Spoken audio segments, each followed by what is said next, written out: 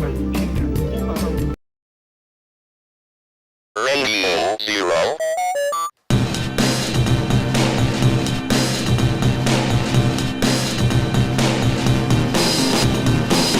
It's Radio Zero with Rick and Rose for Friday, October 14th, April 2023. I got that part right. I've been trying to talk to people and I don't have any of the vocabulary that I usually have today. It's 12's Day, everyone. 12's Day. Happy 12's Day. Is it? No, I was just trying to. I didn't realize how widespread Neil banging out the tunes was.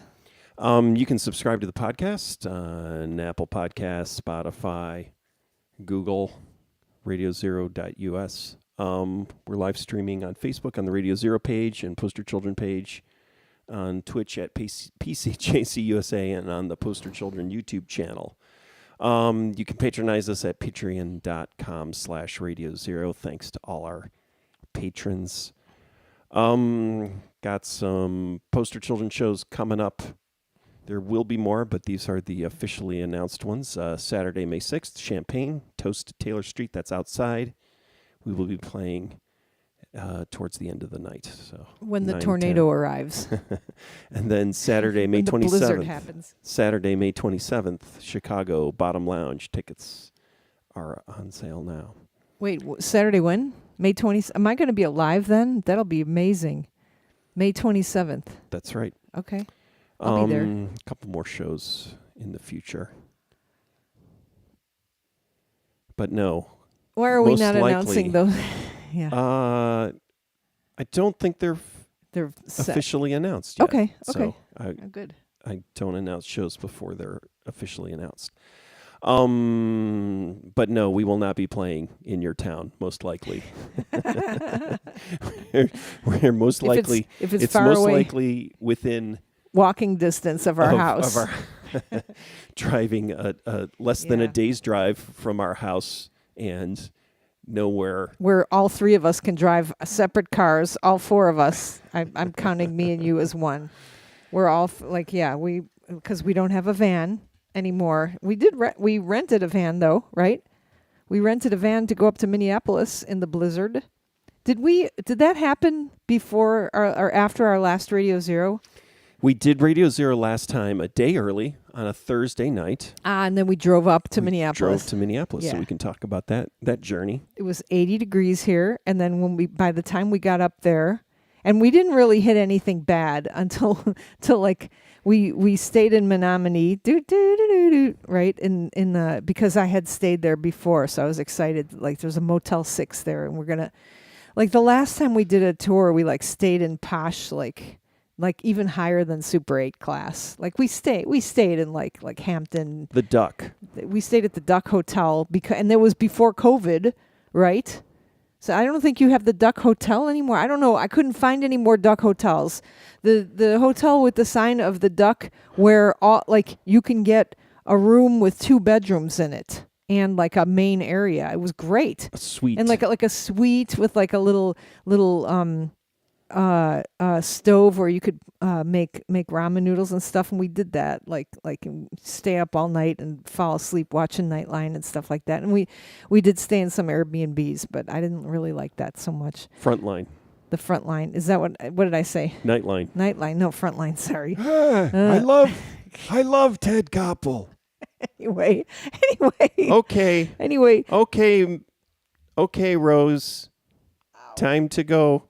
Time to go to bed. Can you get another VHS tape of Nightline from 1992? Well, so the funny thing is that we would watch Frontline, but Matt would fall asleep. That was the big joke. Yeah. He was like, because poor kid is up like constantly all the time. So okay, so and we by drove. Kid, you mean someone Matt, who's 50, 10 years younger than you. Yeah, he's 10 years younger. He seems like a kid. He looks the same as he did when he joined the band too. I don't know why he looks like that.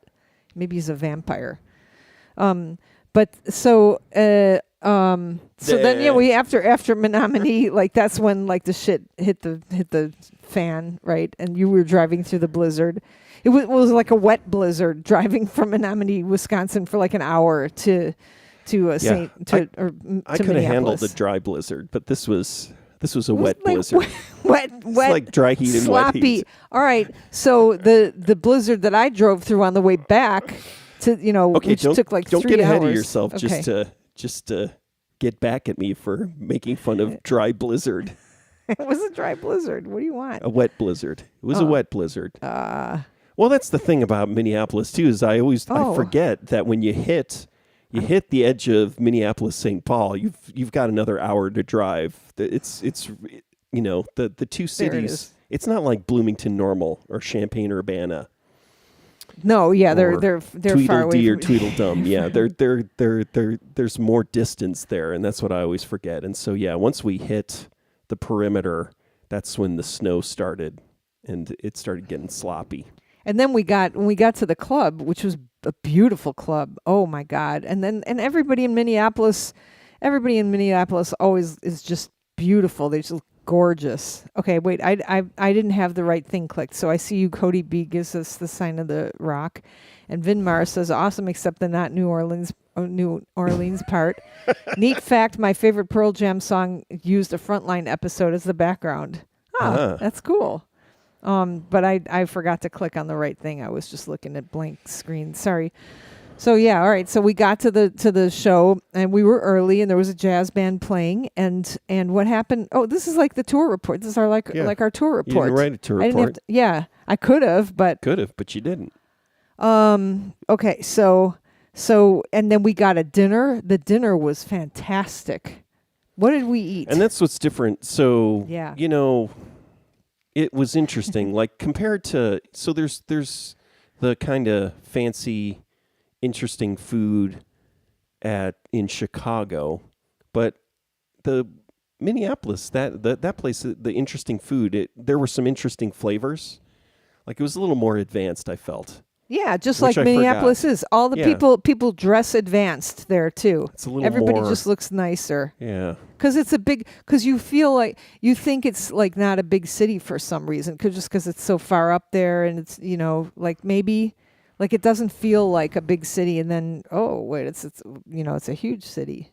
Well, it's not huge. But is it bigger than Chicago? No. Okay, absolutely it's not because Chicago is like the third city. Okay, known as the second city. but it's the it third. has been the third for quite a long Yeah. time. Okay.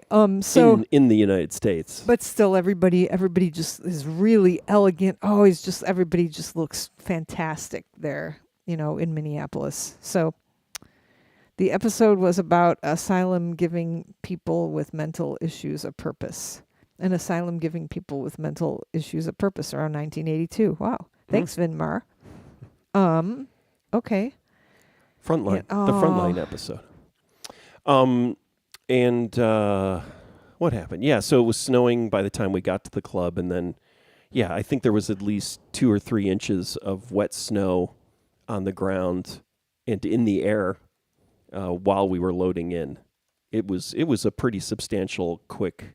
Oh, yeah. That's what I Blizzard. meant by a wet blizzard. Yeah, no, I Yeah. know it was very, very wet snow. And seriously. contrary to popular belief, or the stereotype, people in Minneapolis are still affected when it snows. It's not like they just accept rando snowing.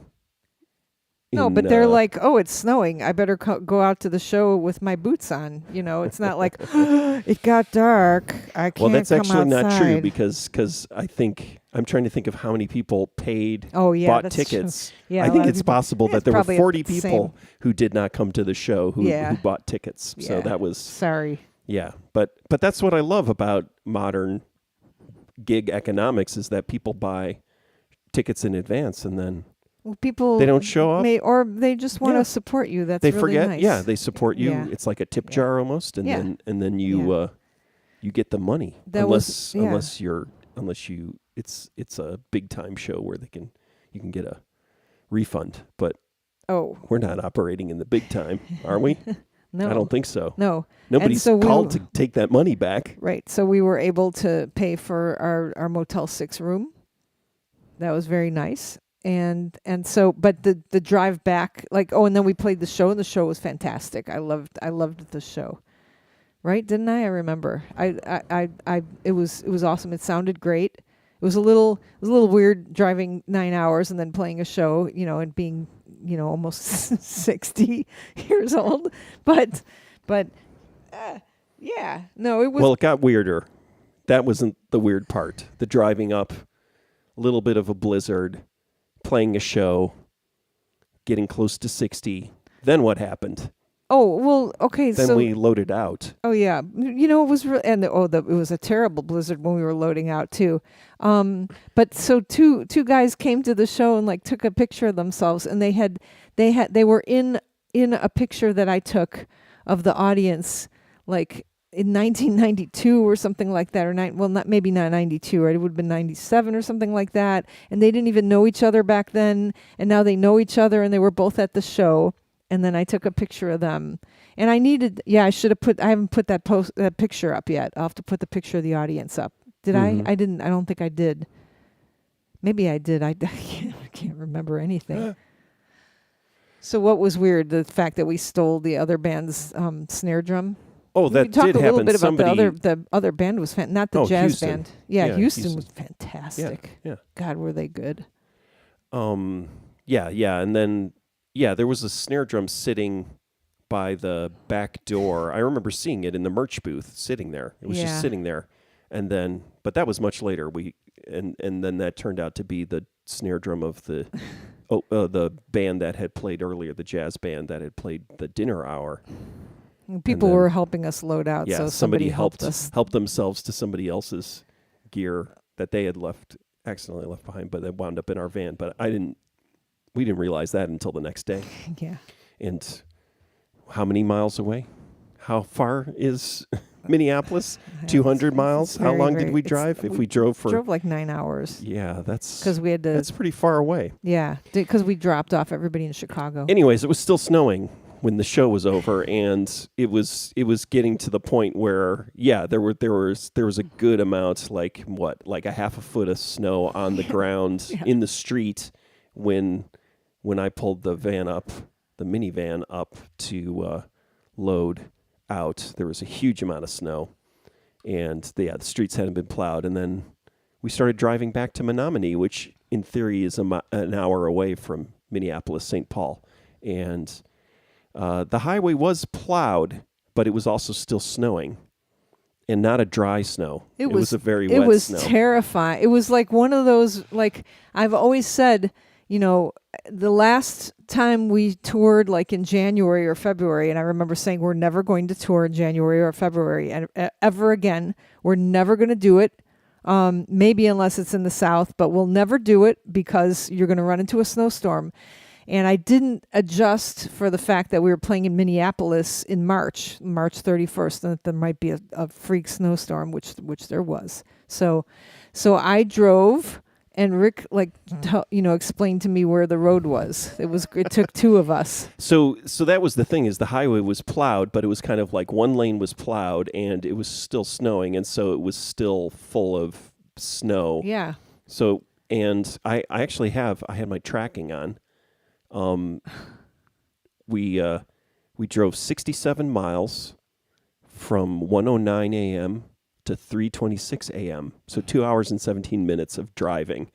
So that was 67 miles for 2.5 hours. So you were averaging about at most 30 miles an hour. Yeah, and I was not when I was in the middle of nowhere in the snow like that. That was really scary. And we couldn't really go, it was basically a situation where once we got on the highway, we didn't want to take any other exit other than the exit to Menominee, because we might get stuck, right? So if we're like, let's pull off the road and wait, or let's pull off the road, and it's like, well, okay, when are we going to where should we get stuck? We should get stuck in Menominee, right? A mile away from the hotel. And we had stopped at the hotel on the way. This was the thing. We got the hotel an hour away from Minneapolis, just because it would be cheaper. We'd get a better hotel, and we'd cut off an hour. We'd shave off an hour of driving.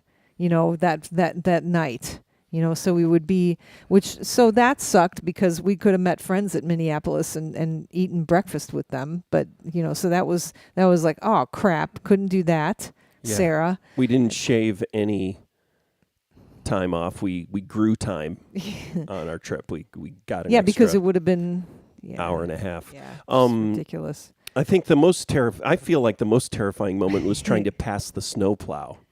I think that was when it got scary. We were behind a snowplow, and the snowplow just got slower and slower. You could tell he wanted us to pass. He did not want us following him. When you're driving, if you've never done this before, and I did it once overnight, I keep talking about it to everybody, but I drove overnight, like around Montana and Idaho and stuff, and it might have been South Dakota to Montana.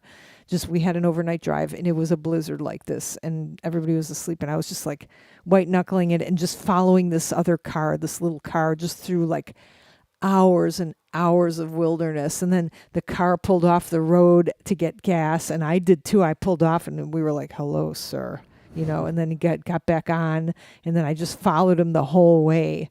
You're like with a comrade, like on the way when you're in a blizzard. So this, and so I was following some cars, and then there were cars following me for a while too, But then, and Rick would be like, "No, go over a little bit more to the right," because he could see on that side that, that there was, the road looked a little bit better. Like sometimes you'd go over the road and it'd be like, there'd be chunks of snow, and other times, and you just didn't want to go off the road, right? Mm-hmm. And then and then every so often somebody would come and pass you, like going like 30 miles an hour, and I'd be like, ah. But since the snow was so packy and wet, it's not like a rainstorm when somebody passes you by, when a truck goes by you, like in a terrible rainstorm. That's really, because you just can't see for like a good 5 seconds when that happens. It just splashes water everywhere. So that didn't happen. Yeah, a wet rainstorm can be bad when you're driving. Go ahead, make fun of me all you want, but it was a terrifying time. And so then one of these cars was coming up. I was like, oh God, here comes another car coming up. And I think, Rick, you said it's coming up really fast. And I was like, yep. And then I looked on my left side to see if he had passed me, and he was gone. And then I look over to the right side to see if he had exited, and there's no exit. And then what did you say?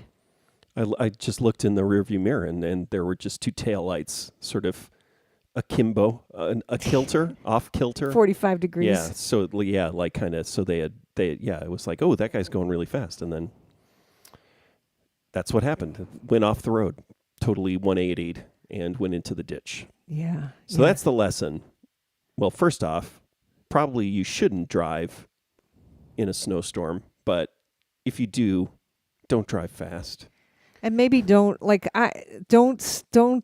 in Minneapolis in March, I guess, when a snowstorm is coming, maybe don't check into a hotel an hour away from your venue. I mean, I guess that was stupid. Like I was thinking, I was like, after the show, I was like, geez, maybe we shouldn't drive back there. But our stuff was there. We left our stuff in the hotel rooms. That's true. That was just dumb. That was my stupid. And I don't like being stupid, and I felt really bad about it. So Sarah says maybe I should have said to you what I said to Chris when he said you guys are playing, which was, but it still snows all the time in Minneapolis in March. Thank you. Thanks, Sarah. What did they say? Houston? Sometimes it snows in April, in right? May. They said in May. No, but there's a Prince song. Oh yeah. I wouldn't know. I don't know Prince. I know a little bit, but Vinmar says Prince. I will never live in the Midwest. Sir, are no Prince. I will never live in the Midwest again because of all you've described. Flashbacks, shudder. I'm sorry. The thing is it hasn't been happening that often. Oh, I got some Conan. Man, touring in the snow is definitely a, quote, prove it moment, yes. Pass the snowplow is my least favorite stoner game. And then Conan says false winter. Man, you know who Conan had on his show yesterday or whatever that day was. I haven't listened to it yet. He had Mike Moraski. Oh, yeah, I saw that. Yeah. How did that go, Conan? Type it to us. Mike's a great guest. He's been a guest in our game design class, like right? In the music business class. Yeah. Yeah. He's a great guest. He's so he was so humble and quiet in mine. Was he? And I missed the one that when he talked in yours. Yeah, Yeah. yeah. No, it's just it's great. It's great. Like I think he talked in when I taught the music business class, and it's just well, it's basically most of the guests that we'd have in those classes. They always kind of say the same thing, which is like they did not expect to, they did not when they were in college or when they were 18 say to themselves, "Oh, I'm going to be, doing this. music for video games." Larry's late. 20 minutes So late. it's in and listening to their pathways, and so Mike's pathway is fascinating. Yeah. Yeah, you were talking about him for It's years just afterwards. Great. Yeah, Like, yeah, Mike because it's said like this. because you deal with people who, when you're teaching college and you're teaching in the arts, right? People have dreams, and they also have. Sometimes they're like, I want to do this thing, and I'm going to be this, and then, all the.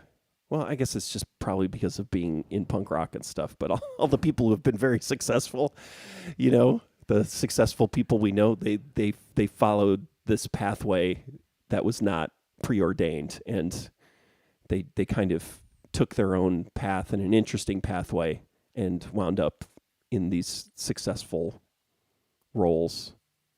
And it's not about planning, Right. and it's about doing, I don't know, interesting things and following your instincts. And Ooh, I'm going to have you talk in the music Yeah. business class next year. ugh, Well, so that's what's so scary, and I'm going to be teaching it again. I got out of teaching it for a couple of years because it's terrifying. That's what's scary about teaching music business in a university.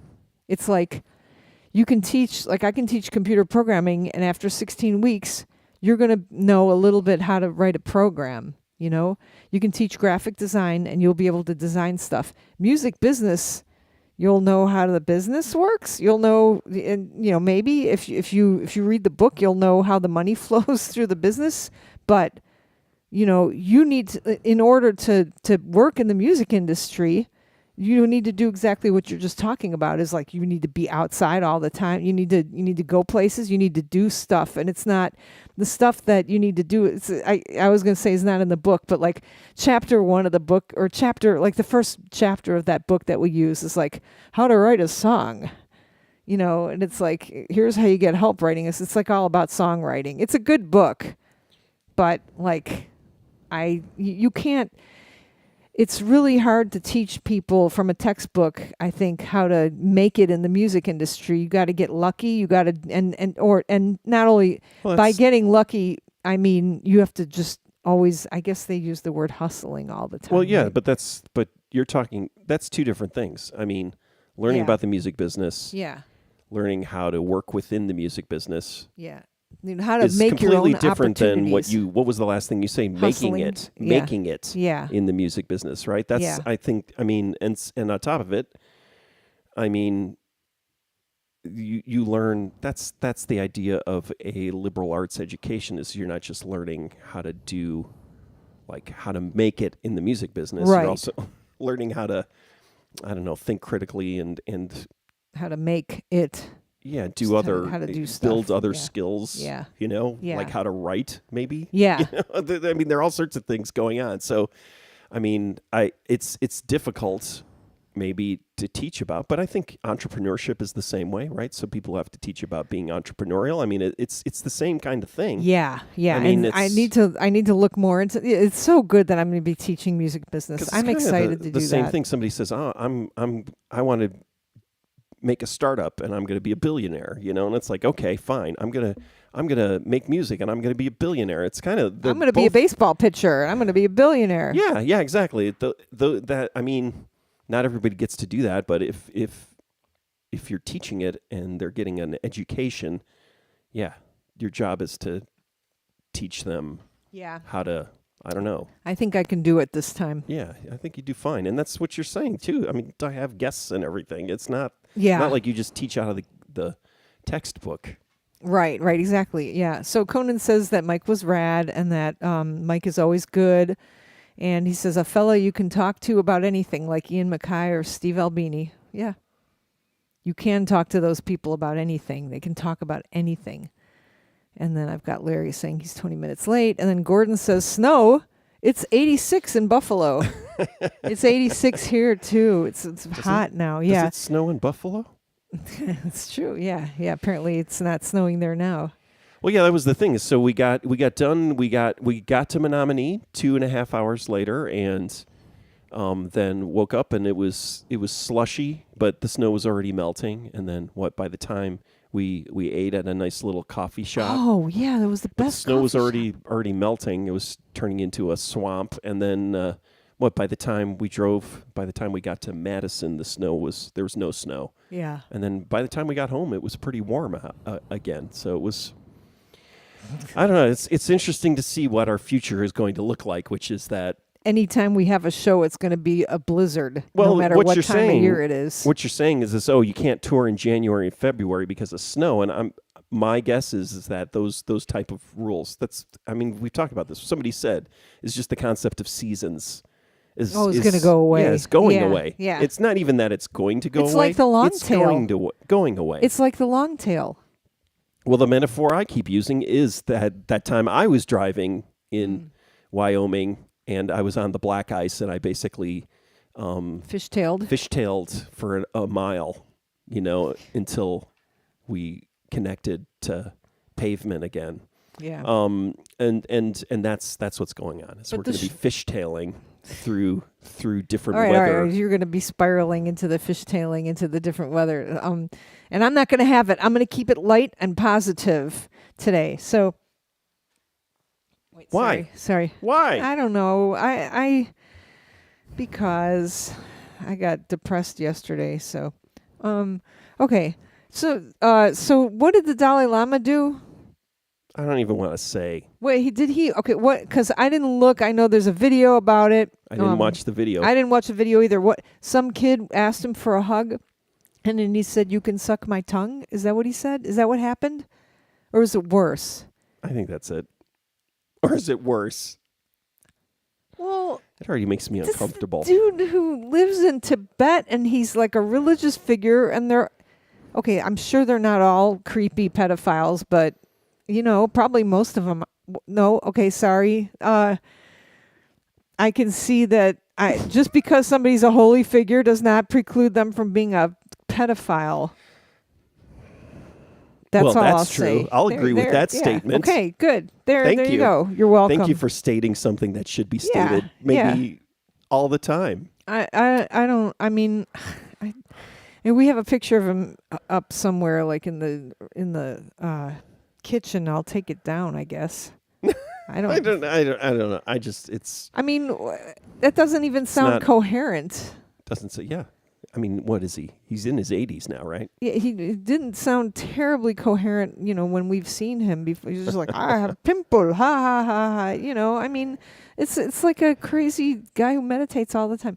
And I like the Tibetan Buddhist teachings. I like them. I like the Theravadan teachings. I like all the different Buddhist teachings. I like Buddhism. I like, I don't know what to say. I watched yet another Leonard Cohen documentary. How many are there? I think there are a lot. I feel like there are a lot, but I need to go back and look, because they always talk about him coming back from from Mount Baldy. He was up in a retreat for like 8 years or whatever. But and it's like, he decided he wanted to leave and go back to the secular world or whatever, and then found out his manager had stolen all his money. But I feel like there was also some kind of weird sexual thing that happened with the guy the monk running that whole thing too. I need to go back and look. Was it that? So there is a specific. No, I don't even think it was that guy. Yeah. No, they're probably. Hey, when we were in Tibet, I think you were asleep in the hotel, and I was walking around, and some monk made a pass at me. A monk. A monk. Yeah. Yeah. They're people too. They want. They're people too. Yeah, they want to have sex with whatever's around. So, All right. sorry. Larry says, this is good though. I think this is a controversial statement that has nothing to do with Buddhism. Larry says, I believe that those who, quote, make it sometimes have to give up some of their creativity in order to please the powers that be. Kind of like when a director that is making a movie has to put their creativity aside because the producers want to make a change. Well, there are two different things there, right? Here you go, Larry. There's two things. Well, no, I feel like, so, yeah, I mean, well, director. So this idea that the director is the artist, or director, the auteur idea, it's a collaborative medium. And so I think compromise is inherent in filmmaking and those type of, unless you're like Stan Brakhage or something, right, where you're just you're making your own little things, right? And so where that line is in terms of creativity and artistic vision, especially when you're because I've been on I'm just all about cinematographers now. I was on a huge cinematographer, not that I haven't appreciated cinematographers before, but just like instead of watching a series of movies by directors, it's like, oh, I'm going to watch every John Frankenheimer movie. It's like, oh, I'm going to, watch every James Wong Hong. How? Anyways, I'm going to watch every movie by a certain cinematographer, and then you start seeing patterns there, right? And so that's a completely different thing. I think is that kind of compromise. Now, making it like as an individual, but also, yeah, you could say that as an that idea of the individual artist or star in music, right? Then it's probably a collaborative process too. So that kind of compromise. But I am actually kind of somewhat, and maybe I'm naive, but I do actually believe that sort of like hit makers or people who make hit music, as opposed, and I'm not talking about like Swedish production teams. I'm talking more about like Billy Corgan, for instance. Yeah, so that's the person I have perspective on. I the know, closest hit maker I have perspective on, and I think he honestly was making music he liked. I know he was somewhat calculating on the business side and had smart people around him, but I think it was really resonating what he liked, and his aesthetic and his idea of what's good just perfectly resonated at a very specific time, and he wrote songs that resonated, and then the world moved on, and they no longer resonate in that way, right? I don't think it was that he was an evil genius who calculated his way into writing songs that people liked, or had to give up anything, any like bit of what he and liked. Maybe well, might have, but you know what? That's such a hard. If you've done any creative work yourself, you've got regardless of whether or not you're successful, air quotes.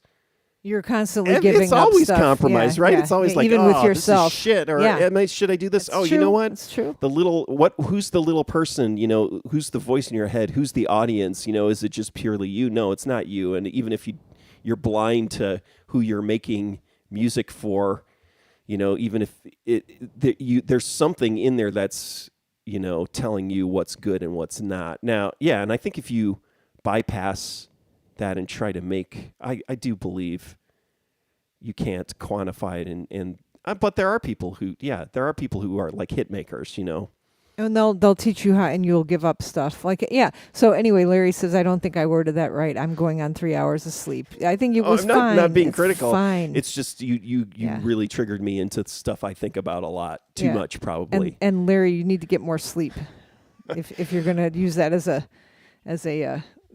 an excuse.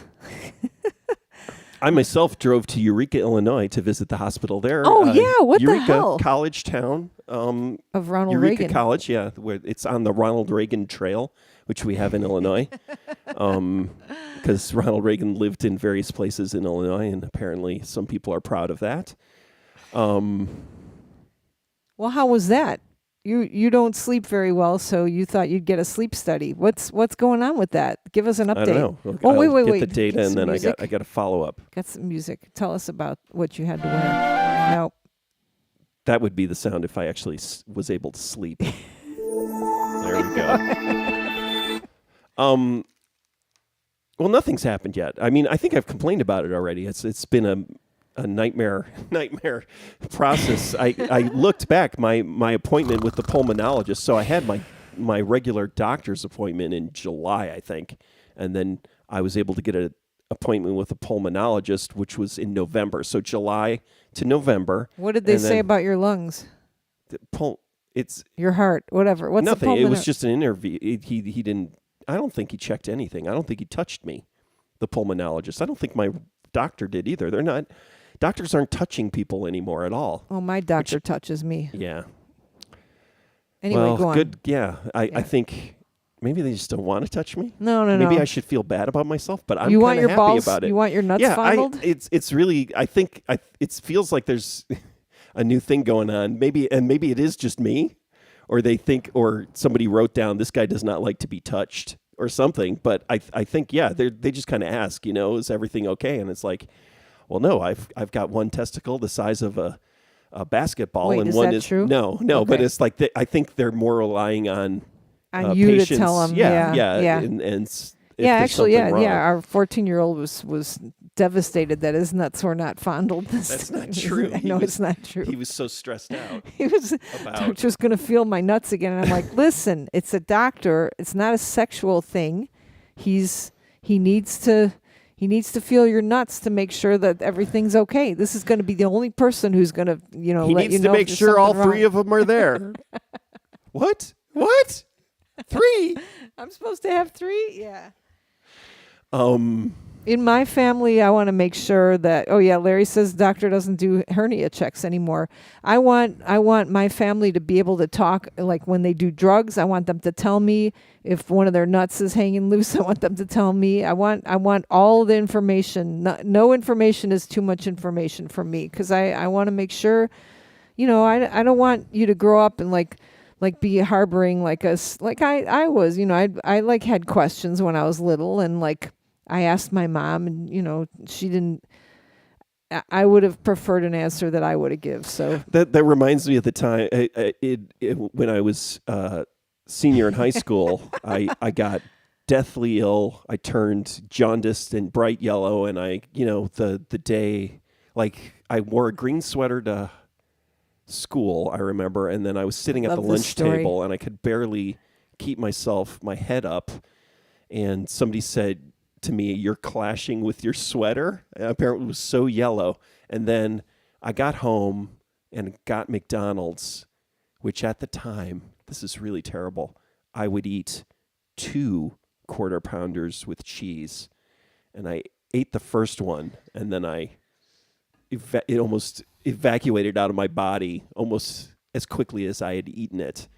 And then my mom took me to the doctor. Wait, did you poop it out that fast? No. Okay, Threw up. yeah. I was just puking everywhere. and then we're sitting in the doctor's office. The doctor's asking me questions, and he's like, "Is your stool an unusual color?" And I said, "Yeah, actually, it's bright green." And then my mom said, "You didn't tell me that." I was like, "Yeah, I'm not going to tell my mom I'm pooping, bright green poops." Well, that's the thing, though. And what then they if figured out that I had hepatitis. How long had you been pooping green poops before that? It probably had been a few days. Yeah, so it was becoming obvious that there was something wrong with me, but it's not like I was going to tell my mom. And I had a friend, actually, I remember his mother was a nurse, and him talking about his mother, he said, "My mom knows when I'm sick because she kind of knows if I'm not going to the bathroom or if I'm not pooping or I'm constipated." It was like, oh my God, that's a nightmare scenario. Your mom is a We're nurse? like, yeah, your mom's a nurse and she's, what is it, kind of helicoptery or something. So yeah, I also remember that. Where it's just like, Well, I remember talking to one of our children a long time ago about, and just saying to them, "You can ask me any question you want about your penis or anything that you do. You can ask me any question. I can tell you right now, you like whatever you think is weird is probably not." And what else did I say? I said stuff like, you can't hurt yourself probably, so just have fun. Like I was trying to talk about, like if you're going to play with yourself, that's a thing that everybody does. Like don't be like, because our kids are not going to read "Are You There, God? It's Me, Margaret," right? That's They're making a movie. Really? Are You There, God? It's Me, Is Margaret. that because you probably can't get it in the library anymore? Yeah. It's like Not in poop talk. Larry's liking this Radio Zero. Not in poop talk. Yeah. So, at some point somebody said you guys should write a parenting book. So listen, kids, this is what you do when you have kids. You got to tell them, talk to me anytime you want about your penis. I don't care. I'm not going to be like, oh, go talk to your father about the penis. I will say if it's a mechanical thing, you may want to consult with him because I don't know that stuff. And hopefully they have with you. I'm just a little shocked that I wasn't aware that our children had mechanical genitalia. Yeah. So that's the thing. I think just, real for me, I'm real open about that stuff. I forgot to eat my vitamins for like 2 days and now I'm starting to get leg cramps. So I just took my vitamins now and now I have vitamin breath. I'm off supplements. I haven't taken anything for a couple months. I heard somebody say supplements are oh yeah, actually. Was that me? No. Well, I heard you say it, but the doctor also said it. The 14-year-old. Yeah, and I'd always been of that opinion, but somehow I think it was when I became a vegan. No, actually, I was even when I was vegetarian. I was a little worried, but so my oncologist is forcing me to take certain I have to take. Yeah. And I was starting to get leg cramps again. Like I don't know if you guys know what a leg cramp is, but what is it like? Sort of, you get a cramping in your leg. So what it feels like is somebody put your foot. You point your toe. Somebody if you point your toe, all of a sudden something happens where it feels like somebody has put your foot in a vice and is like pushing it in a vice, and you cannot stop it from going. It's like it clenches up like this, and it happens when you're pregnant. So remember that? I woke up in the middle of the night once, and I was like, ah! I was screaming, and you were like, what? Why don't they call it a foot cramp? I don't know. A leg cramp, foot. It's because you can feel it happening with your leg. You feel it in your leg. It's pulling your foot forward. And I read about what to do with it. You jam the ball of your foot against the bed as hard as you can to undo it. And so that's what I do now, when it happens. But I get them more I think I have to, whatever I'm taking. I don't know what these vitamins are that I'm taking, but I have to take a lot of them. I don't know what these vitamins are. I have to take a lot of them. I have to take them. Wow. And your vitamin D levels, they're I don't know, starting between 5 and 10 years ago, all of a sudden the doctor that I the lady doctor that I've seen, lady doctor music. Lady doctor. Yeah, thank you. In case Sarah's listening. Charlie Horse. So yeah, the lady doctor that I've seen. Oh, there's a whole bunch of stuff I got to read here. What? Oh, now I forgot what I was saying though. Oh yeah, what was it? Oh yeah, vitamin D. She's like, well, you're depressed. Take some vitamin D. I had to start taking vitamin D because I think it might be good for you. I don't know. I believe in vitamin D. Okay, Sarah Gabaldi says, well, that's how we raised my kids. Thomas felt so comfortable that when he was a 4th grader, he strolled in while I was brushing my teeth and he said, hey, I need you to buy me bigger underwear because I'm starting to get those erection thingies. And when it happens, I get a wedgie and I don't want to have to stand up to fix it, and then strolled away. That's good parenting. And then she's asking if this is a Charlie horse, the leg cramp, not the erection.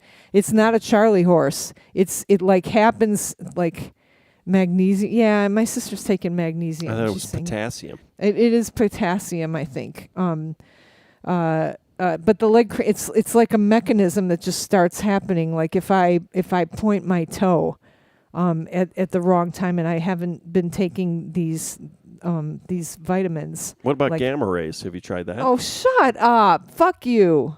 All right, let's move on. Yeah, and I don't want to talk about health issues anyway.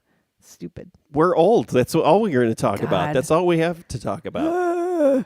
All right, that's not true. What? So you had a machine, right? You had a machine you had to put on while you slept once. Yeah, and what's interesting about it is Poor thing. everybody who talks about these take-home sleep test machines, whether it's a person who's gone through this process, or it's a licensed medical professional, all seem to think that they're a waste of time because they never work or they never get good readings off of them, and yet that's what you have to use.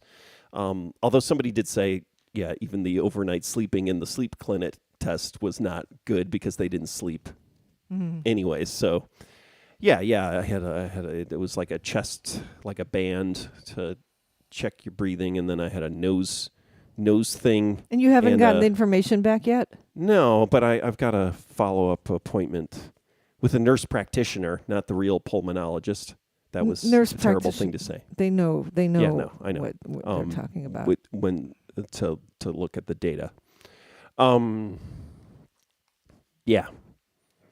So okay. I mean, a lot of this is just that, human beings, you were supposed to live to be about 30. So everything after that is just bonus.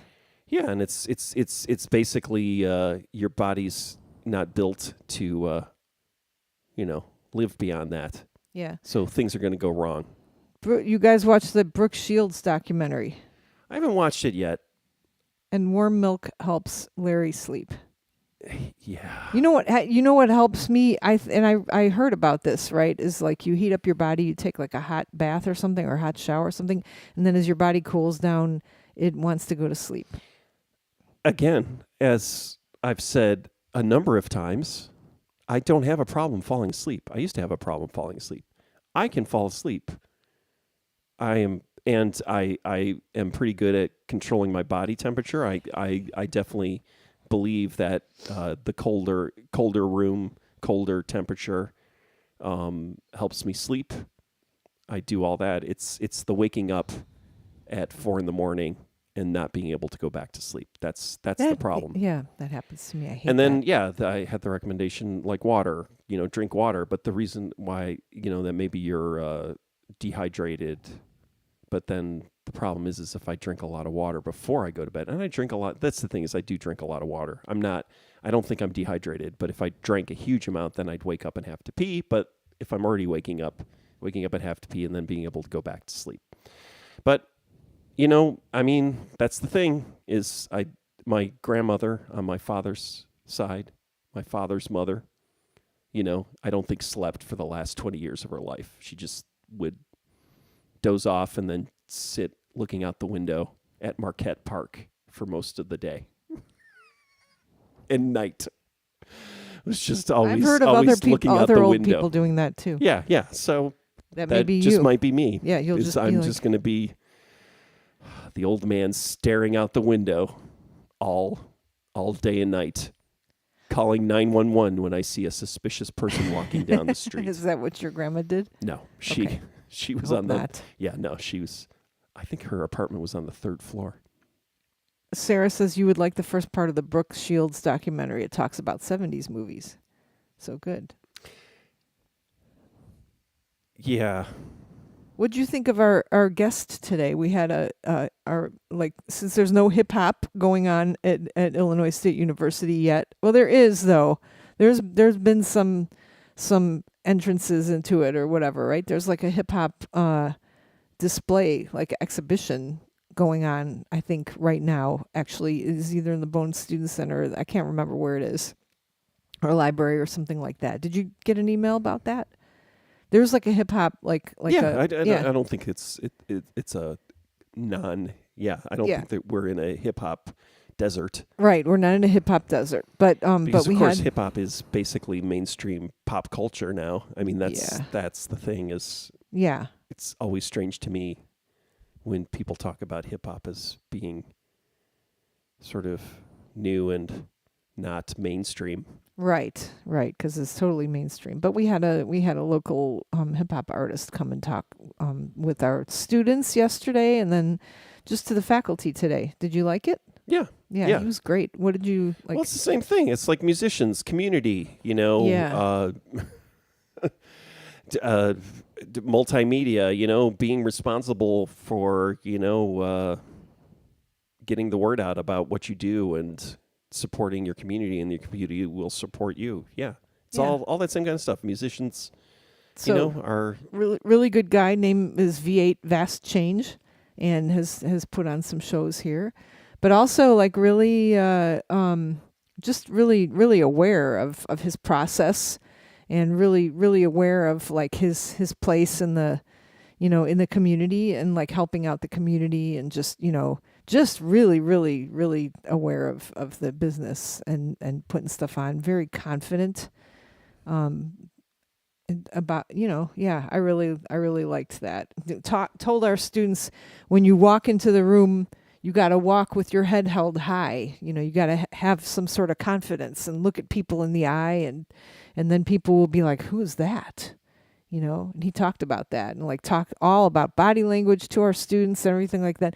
And I was laughing because I was sitting there like hidden, like crunched down, and like, oh yeah, I'm nobody, really, I'm nobody. I don't think I'm better than you guys. It's okay. So, yeah. No. I liked hearing all that stuff. Mm-hmm. Yeah, especially since, again, that's why it's good to have guests and people, that aren't just your teachers in classroom environments, because they give a different perspective. But also, I was like, I like improved my posture right then. I was like, oh, geez, okay, here. All right, so what else? What else you got? I didn't have anything. I didn't prepare. I'm sorry. I didn't prepare today. Well, I finished watching the Clone Wars. Oh, I know what to talk about. What? Yeah, instead of the Clone Wars. No, yeah, let's talk about the Clone Wars. I got one more thing we can talk about. Okay, all right. So I finished it. There are 7 seasons. Order 66 happens on the second to last Clone War. It has been a journey for me, because it's very hard. Like when it first started, I was like, these are the ugliest fucking cartoons I've ever seen in my life. I cannot believe how ugly they are. It's disgusting. I can barely watch it. But there were parts, and I know that Sarah was, and I shouldn't ruin this, but Sarah, you were saying that there's like a list of like only the Clone Wars that you need to watch, really. Which I didn't do. I watched them in chronological order, which is really messed up. You can't watch, Clone Wars last season. Conan's saying, "Oh my God!" So like the other seasons have got like 20 episodes, and then the last season gets like insane. I wish I can't believe there were 7 seasons of it. Like, what does that mean? It was going on for 7 years. People were watching it for 7 years. Were they making them? Like that year, like what? I'll have to look that up, because, when it first starts out, it's okay, and then and I always want to know who Ahsoka was. I'm like, who is that? I know it's a Jedi, it's a lady Jedi, and so that's exciting to me. Why has she got to be wearing a bra like around, and Sarah had said, just maybe because other stuff gets in the way of her Jediing and stuff, and that I was like, okay, all right, that's fine. She turns out to be a really, really cool character. She leaves the Jedi Order. Actually, she gets framed, and the Jedi are like bad in the Clone Wars. Like there's all kinds of like adult themes, like, and they're like, this is kind of a parallel with Capoeira for me, because there's a huge gap. Okay, is Conan's saying, between the penultimate and last season. So for Capoeira, the Capoeiristas, like after slavery was ended, they became outlawed. Capoeira, practicing that, became outlawed, because these were the people who were helping out the rich people and stuff like that, right? They were the bodyguards and everything like that. So they had all kinds of like powers, and people they'd often end up helping like bad people, like mafia types, right? Stuff like that. So it became outlawed, because people were getting their own capoeiristas, to help them do things that were not legal and stuff like that. So it's the same with the Jedi. The Jedi were starting to be critiqued that they were helping out like overlords, and that the Republic were not good, right? I think I'm saying this right. And so the Separatists were the Empire, right? Mm-hmm. Which got was really, I haven't started. I'll watch all the rest of this stuff too, Conan. he's saying that Rebels is amazing as well. You get to see a full-grown Ahsoka. So yeah, she's just learning, and she's Anakin Skywalker's apprentice, and he's a little crazy and he's a little clingy, like he doesn't have the right sort of Buddhist things, which is to be not attached to anything, right? He gets attached to what's her name, Padme, and stuff like that. So, but anyway, so there are like different episodes, and like they're like short little stories like that'll span 4 episodes and stuff like that. They go to this planet with all kinds of flowers, and this happens, and then this is the little Ahsoka like off story where she goes and meets these other ladies who are doing stuff, and it's really interesting. But then it gets to the end, and like the shit hits the fan, right? But what I like, I haven't really been paying terribly close attention because I watch this when I'm like I only have I've got like a half an hour before I got to go to sleep, or like I'm falling asleep because I'm just exhausted. So I'd watch it, and I started noticing that like the and maybe Conan can help me with this, like the when it starts, it says da da da da. There's Clone Wars, the logo and stuff. I think there are different colors of the logo over the years. It seems like all of a sudden I was like, wait, wasn't that yellow? How come it's green now?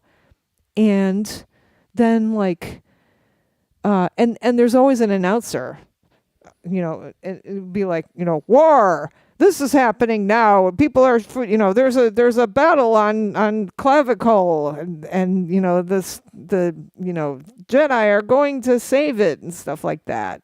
On the last couple of episodes, there's no announcer, and it like has the Star Wars like logo, right? I showed that to you, right? Was it the Star Wars logo or Lucasfilm? It says Lucasfilm Limited Production or something like that. It's like just completely quiet, and it's that green lettering, and you're like, what's going on? It's really cool. And I think what I noticed, Conan said, I noticed that too. I think there's a reason for the colors, but I don't know it. I'm gonna have to look it up, all this stuff. But the last episode, spoiler alert, if you haven't watched this, it's been out forever, right? They're like, so Order 66 is where all of the stormtroopers, like their chips get activated or deactivated or something like that, and then they get this order to kill all the Jedi. And you do see it in one of the movies, in one of the prequels, but I'd forgotten about it. And then the kid he's like, no, it's in that movie. And I was like, no, it isn't. And he's like, look. And he shows it to me, and I'm like, oh shit, I guess it was in the movie. But it plays in the background of Shattered, the second to last Clone War episode in season 7. It played like, you can, like, the main characters of that are Ahsoka and fucking Darth Maul. And you're like, Darth Maul, what are you gonna do next? Like, you care about him. He's like this weird, crazy character. Like, it's so well done. And I know I'm a Star Wars apologist, but I just enjoyed it so much. I was like, what's going to happen next? Because I was tired too. So I don't know. I guess I have to watch. Maybe I'll watch the episode. I'll rewatch the episodes that are important, like Sarah was saying. Okay. Thank you. But I like, and I think in the background, when, in the background of the last scene of Shattered, like you hear Anakin going, oh no, what have I done? And it's just like, yeah, Clone Wars made Maul an interesting character. Sure did. Man, it sure did. This is turning into like geek podcast. Sorry. Okay. I'm done. Not like it usually is. I'm done. All right. So what were you going to talk about? Nothing. No. No, it's Really? been an hour. Oh, and come on. I don't want to. I'm tired and hungry. Was it the lesbian thing? No. Shit. I didn't make okay. dinner. All right. Damn it. Oh, we got all kinds of stuff. Larry says, Tilt, Endless Love, and The Blue Lagoon come to mind. Those movies, Blue Lagoon is a great movie. I love that movie.